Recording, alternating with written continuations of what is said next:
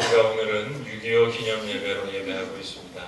하지만 저를 포함한 이 자리에 있는 많은 분들이, 대부분의 분들이 전쟁을 경험해 보지 못한 분들이 많이 있는 줄로 압니다. 그렇다고 해서 과연 우리의 삶과 전쟁이 멀리 떨어져 있는 문제냐? 그건 또 아니 그렇습니다. 오늘도 세계 도처에는 전쟁이 있고 큰 재난이 있습니다. 또 전쟁과 같은 큰 재난을 만날 때가 있습니다. 우리가 이러한 전쟁과 재난을 앞에 놓고 이런저런 여러 질문을 던질 수 있겠습니다만 오늘 저는 여러분과 한 가지 신학적인 질문을 놓고 함께 고민해 보고자 합니다.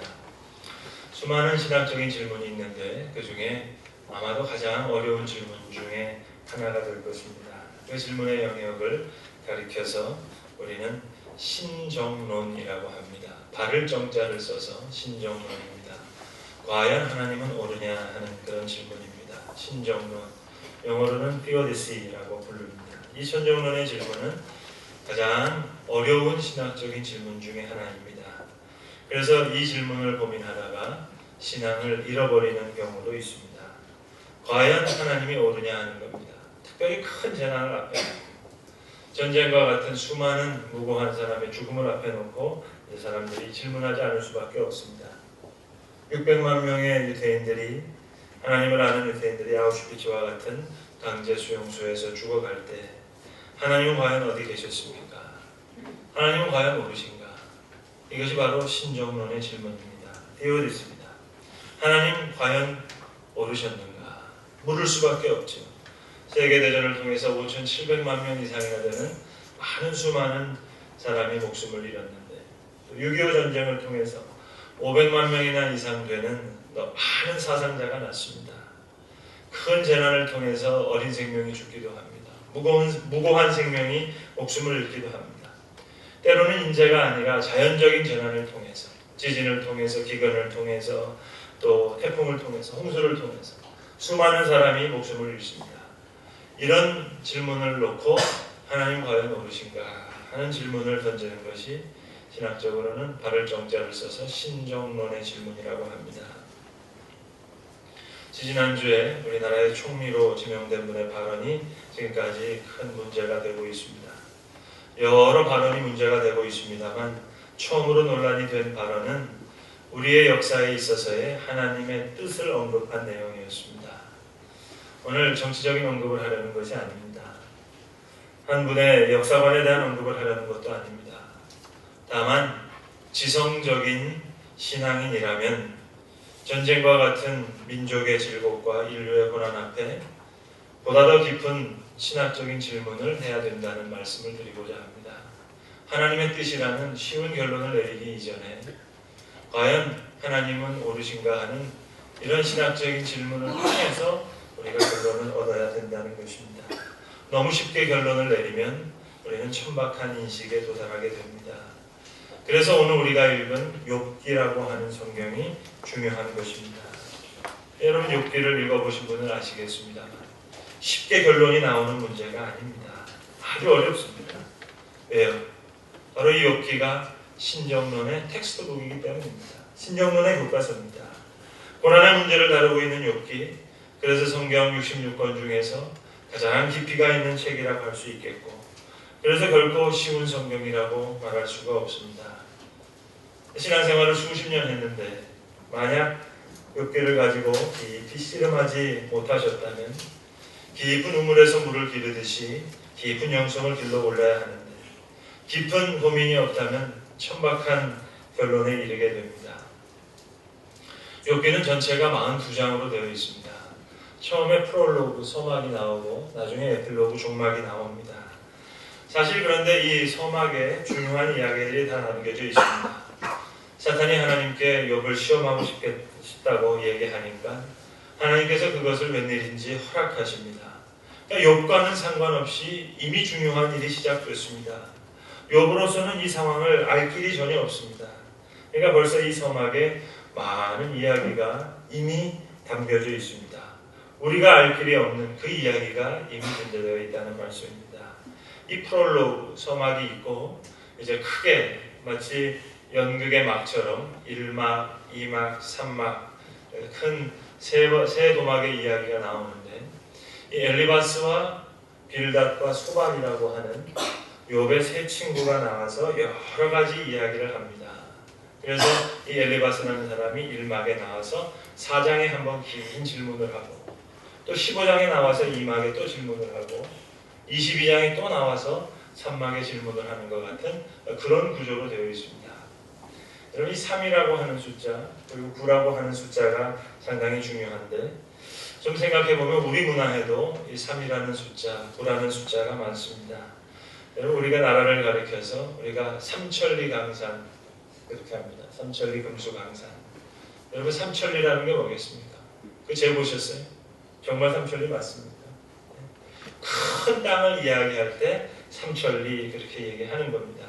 삼천리라는 말은 그만큼 크다는 땅입니다. 크다는 얘기입니다. 여러분 우리가 부충석탑을 많이 봅니다.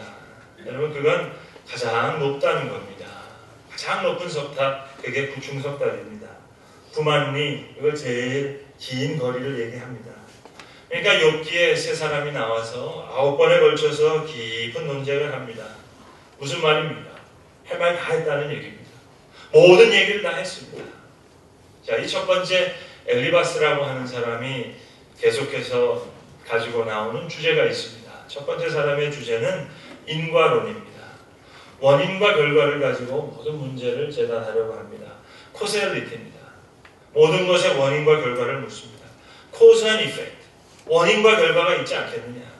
그래서 모든 것을 원인과 결과로 생각하려고 합니다. 4장에서도 그렇고 15장에서도 그렇고 22장에서도 그렇고 1막, 2막, 3막에 걸쳐서 계속해서 반복해서 질문을 하는데 그 엘리바스의 질문의 내용은 요약하면 이것입니다. 욥의 고난, 의로운 자가 고난을 받았다고 하는데 원인을 눈 씻고 찾아봐야 된다는 거죠. 그 죄의 원인을 찾으면 해결을 얻을 거라는 얘기입니다. 그러나 여러분 인간의 고난, 원인과 결과로서 문제가 해결되는 게 아닙니다. 전쟁과 고난과 수많은 재난, 원인과 결과로 다 해석이 됩니까? 되질 않습니다. 성경은 그걸 가르쳐 줍니다. 두 번째 친구인 빌닷이 가지고 나오는 테마는 다릅니다. 엘리바스는 항상 cause and effect, 원인과 결과를 가지고 모든 질문을 하는데 이 빌닷은 하나님의 정의의 주제를 가지고 늘 얘기합니다. 하나님은 정의로운 분이시기 때문에, 공의로운 분이시기 때문에 범죄한 것이 이만큼이면 벌도 이만큼 받는 것 아니겠냐는 겁니다. 그러나 여러분, 하나님이 벌 받을 만큼 죄가 있어서 욥에게 고난을 주시는 게 아닙니다. 사실은 사탄에게 자유를 주셨기에 지금 이런 고난이 있는 겁니다. 근데 이 빌닷이라고 하는 두 번째 친구는 항상 저울대를 가지고 나와서 여기 저울에다가 욥을 달려고 합니다. 하나님의 공의를 달려고 해요. 그래서 1막, 2막, 3막에 걸쳐서 길게 질문을 합니다. 여러분 동서양을 막론하고 우리는 이 정의의 문제를 좋아합니다. 모든 것을 사람의 저울대라 달려고 합니다. 외국에 가서 보시면 이 법원 같은데 대법원에 한 여인이 법정에 서 있는 여인이 손에 저울을 들고 있는 조각상을 보셨을 겁니다. 저울로 정의를 재는 겁니다. 동양도 마찬가지입니다. 우리가 한자 문화권에 있는데 이 갑골문자라는 게 그렇습니다. 우리가 잘 아는 이룰성자. 그게 뭘 그린 걸까요? 저울대를 그린 겁니다. 저울대를 그린 거고 흥황할 성자. 그것도 저울대를 두 개 그린 겁니다. 위에 이룰성자가 있고 밑에 저울대를 두 개 그린 거예요. 우리가 칭의라 그러죠. 칭자. 그것도 잘 들여다보면 그것도 역시 저울을 그린 겁니다. 그러니까 동서양을 막론하고 우리 사람들은 모든 사람의 사건을 저울에 달기를 좋아합니다. 정의로운 하나님이시니까 죄가 이만큼이니까 이걸 저울에 달아서 벌도 이만큼 받게 하는 게 아니냐는 것이죠. 그러나 여러분 고난의 문제는 저울에 달 수 있는 문제가 아닙니다. 저울에 달아서 고난의 문제를 해결할 수 있지 않습니다. 오해입니다. 정의로 고난을 해석할 수 없다. 이것이 욥기가 가르쳐주는 지혜입니다. 세 번째 친구인 소발이라고 하는 친구는 항상 권위의 문제를 테마를 가지고 들고 나옵니다. 한마디로 하면 이런 겁니다. 너 잘났다고 그랬지. 야, 네가 뭘 알아? 네가 뭔데 하나님 앞에 잘났다고 하냐? 빨리 하나님 앞에 빌어라. 꼭 옛날 우리나라 포도청 같아요. 그냥 사람을 붙잡아 놓고 곤장을 때리면서 네 죄를 네가 알렸다. 가르쳐주지도 않고 네 죄를 네가 알렸다. 무조건 빌라는 겁니다. 권위의 문제를 가지고 그냥 위에서 누르는 겁니다. 하나님 앞에 무조건 빌면 문제 해결이다 이거예요. 여러분, 그러나 권위의 문제를 가지고 고민의 문제를 해결할 수가 없습니다. 이건 오히려 더 큰 문제를 야기시킵니다. 인간성을 완전히 말살시키니까요. 이론인즉슨 간단합니다. 입담으로 하나님의 권위 앞에는 아무것도 아니니까 무조건 빌라는 겁니다. 이론은 근사하지만 이것으로 고난의 문제를 해결할 수가 없습니다. 그러니까 소발의 입장은 항상 논쟁 위에 하나님의 권위를 두고 이제 욥의 입장을 비판하는 겁니다. 이건 비인간적인 해결입니다. 권위로서 문제가 해결되지 않아요. 하나님의 뜻이라고 쉽게 윽박지를 수 있는 문제가 아닙니다. 간혹 여러분, 그래서 우리가 역사적인 큰 사건을 놓고 또 큰 재난을 놓고 신앙인들이 발언을 합니다. 때로는 목회자들이 발언을 합니다. 그 발언이 망언이 되는 경우가 있습니다. 그것은 논리적으로 말하면 이 엘리바스와 빌닷과 소발 중에 하나에 걸리는 겁니다. 몇 개를 읽어보세요. 이 엘리바스와 빌닷과 소발의 발언, 잘못을 찾기가 너무너무 어렵습니다. 다 일리가 있는 얘기고 나름대로 다 맞는 이야기거든요. 원인과 결과를 물어야 될 거 아니냐. 정의롭게 저울에 그거를 달아야 될 거 아니냐. 또 소발은 하나님의 이름을 빌어서 권위를 가지고 말하는데 누가 감히 토를 달 수 있겠어요. 다 일리 있는 말입니다. 논리 있는 논리적인 말이에요. 그러나 바른 말이 아니라는 거예요. 이것이 망언이 될 수 있다는 겁니다. 욥의 고난의 문제를 해결하지 못해요. 자, 이렇게 욥과 이 세 친구인 엘리바스와 빌닷과 소발이 긴 이야기를 여러 차례 걸쳐서 대화하고 논쟁하는 이야기가 다 끝날 때까지 옆에서 아무 말도 하지 않고 듣고 있는 한 젊은 사람이 있습니다. 그가 젊은 엘리후입니다. 결국 모든 사람이 이야기를 다 끝내자 이 엘리후가 조용히 이야기합니다. 엘리후라는 이름은 바로 하나님이 그분이시다. 그 이름의 뜻이 그렇습니다. 이 어르신들, 저는 나이가 적은 사람이라서 어르신들 말할 때 다 듣고만 있었다는 거죠. 어르신들 이제 말씀을 다 마치셨으면 제가 한마디 하고자 합니다. 그러면서 이제 9번째 마지막 이야기를 시작합니다. 쉽게 얘기하면 이 고난의 문제를 어떻게 권위의 문제로 해결할 수 있냐는 거죠. 저울에 따라서 정의의 문제를 어떻게 해결할 수 있겠느냐. 원인과 결과를 물어서 그것이 해결될 수 있겠느냐.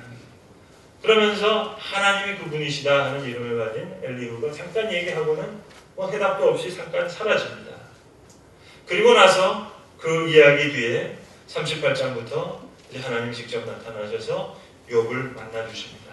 말씀 중에 욥이 하나님을 만납니다. 이것이 욥기가 그리는 전체의 그림입니다. 의인이 고난을 당해 아무 잘못이 없는 거예요. 하나님 과연 모르십니까? 대답할 수가 없죠.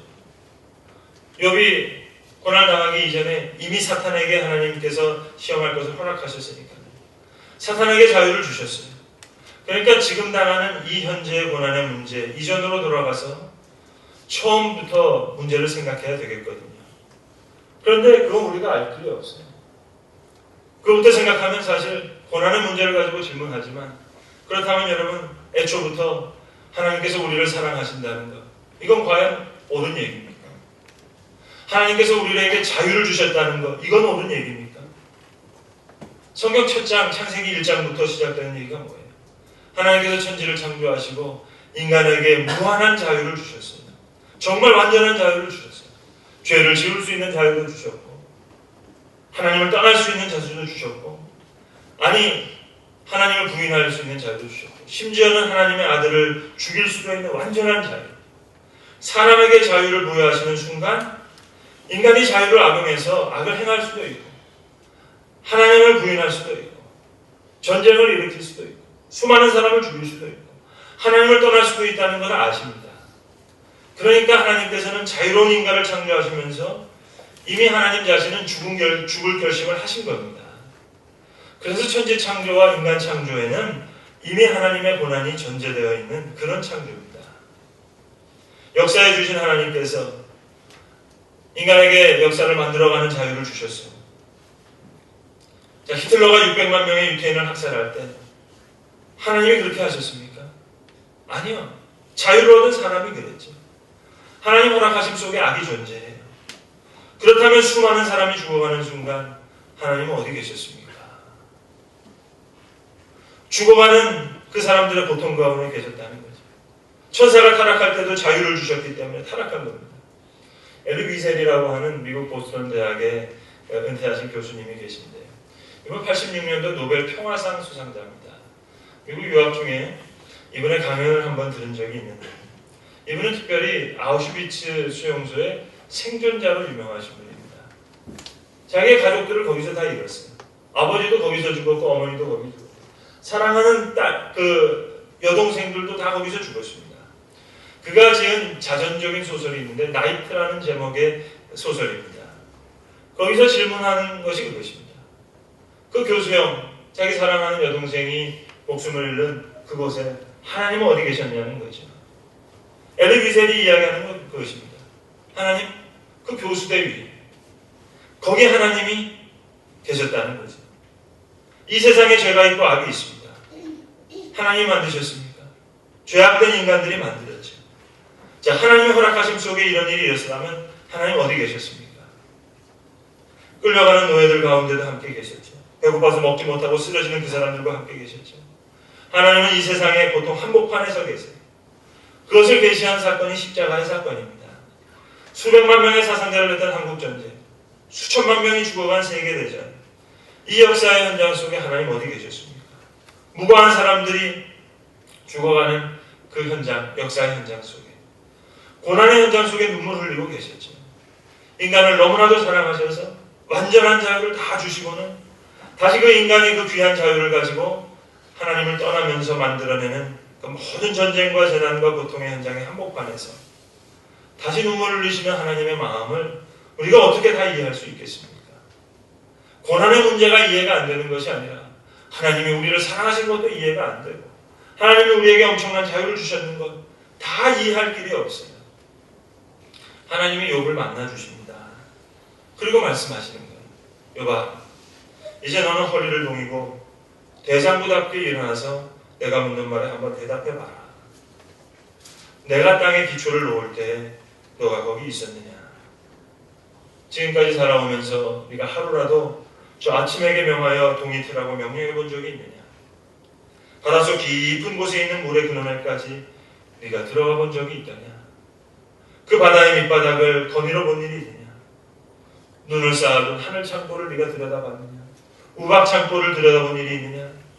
해가 뜨는 그곳에 네가 가본 일이 있느냐? 동풍이 불어오는 그 시발점을 본 적이 있느냐? 쏟아진 비가 시내가 되어 흐르도록 게으를 낸 이가 누구며 천둥과 번개가 가는 길을 낸 이가 누구더냐?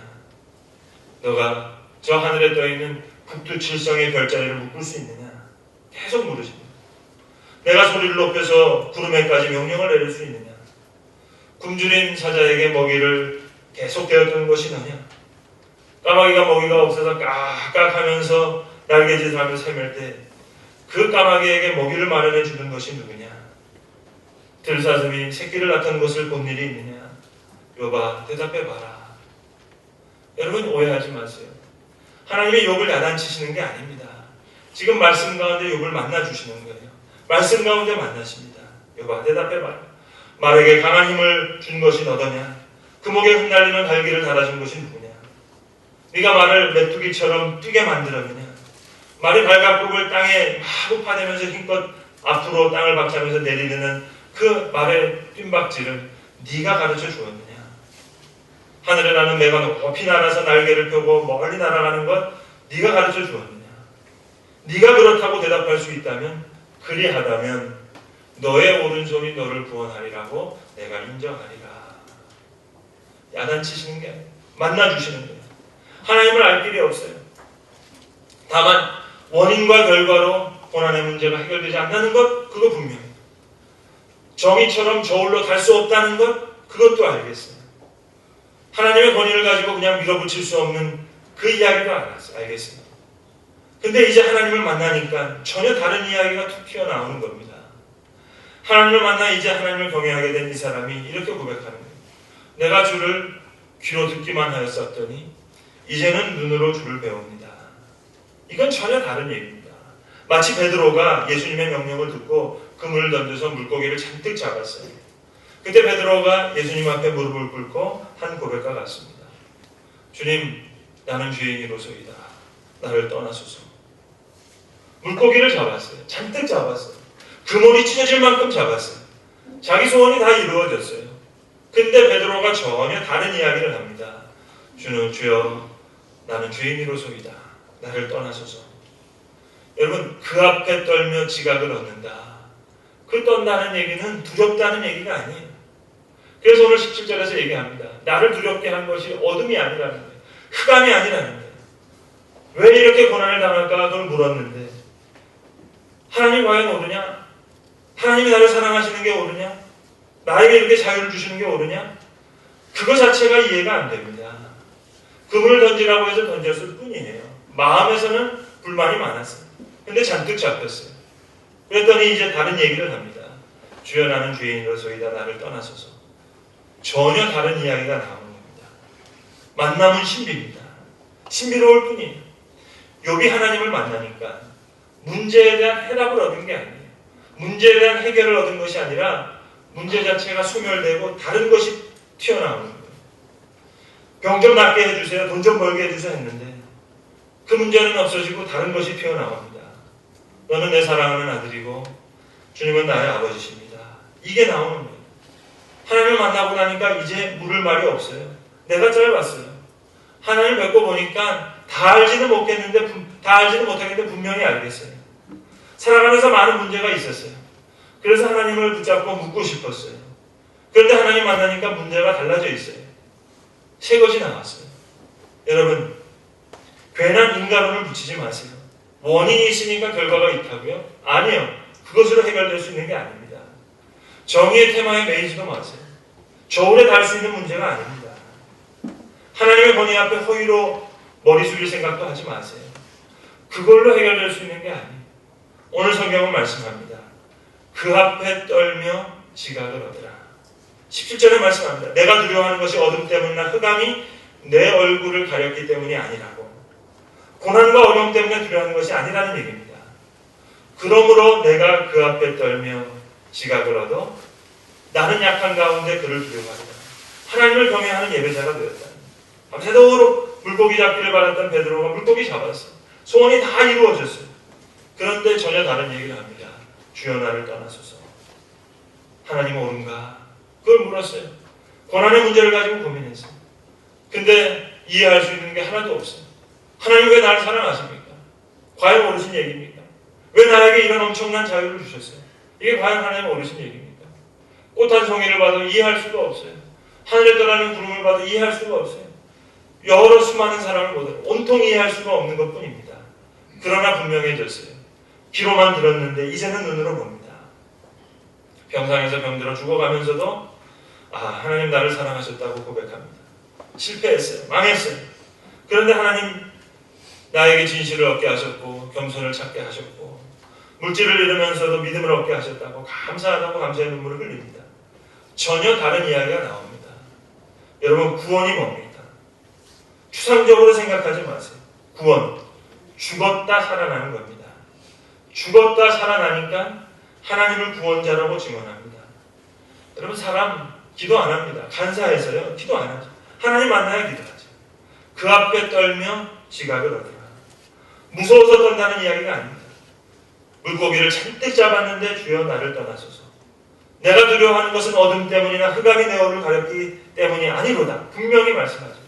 그것 때문에 두려워하는 것이 아닙니다. 오늘 성경은 우리에게 말씀합니다. 그는 뜻이 일정하시니 누가 능히 돌이키랴. 그 마음에 하시고자 하시는 것이면 그것을 행하시나니.